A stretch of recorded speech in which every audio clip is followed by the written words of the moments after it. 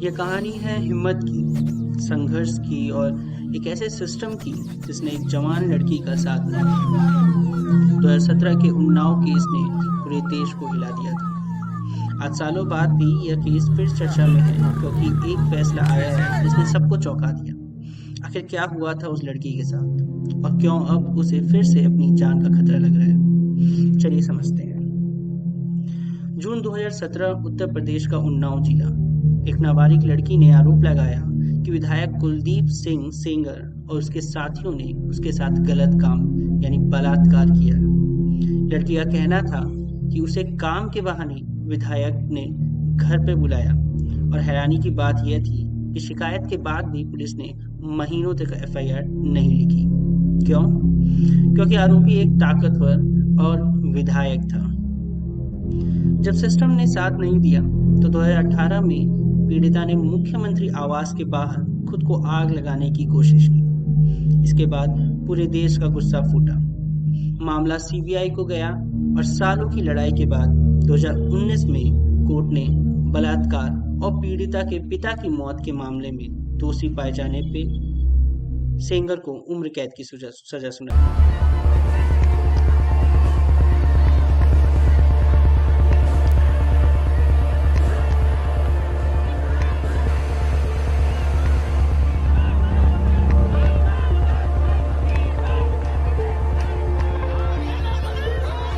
इस लड़ाई में लड़की ने बहुत कुछ खोया। उसके पिता को एक पुराने केस में जेल भेज दिया गया जहां उनकी पिटाई की वजह से मौत हो गई। पीड़िता की चाची और मौसी की एक सड़क हादसे में जान चली गई, जिसे सीबीआई ने बाद में उस जानबूझ के कराया गया हादसा बताया। करवाया है जी सर, की मांग करती है। जी सर, जांच कराई जाए, जांच कराएगा, जांच कराई जाए, दोषियों को सजा देंगे। ये एक्सीडेंट नहीं है, हत्या करने की साजिश नहीं की, हत्या की है सर। बदनाव की प्रशासन तो हमेशा बिकी थी, चटनी थी नेताओं के। अभी हाल ही में 23 दिसंबर 2025 को दिल्ली हाई कोर्ट ने एक बड़ा फैसला सुनाया।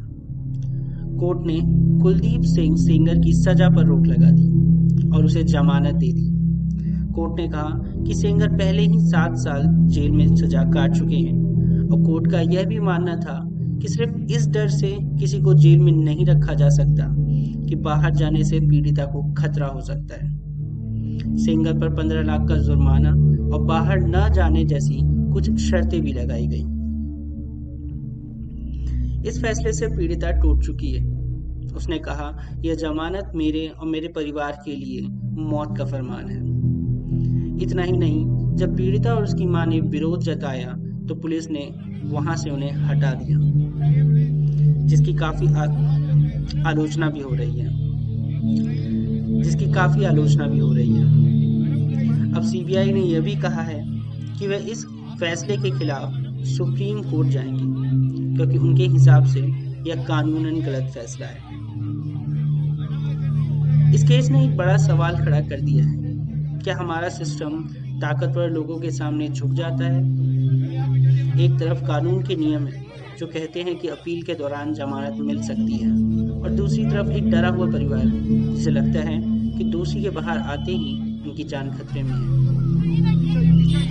अब सबकी नजरें सुप्रीम कोर्ट पर हैं। क्या वहां इस फैसले को बदला जाएगा? क्या पीड़िता की सालों की मेहनत बेकार हो जाएगी?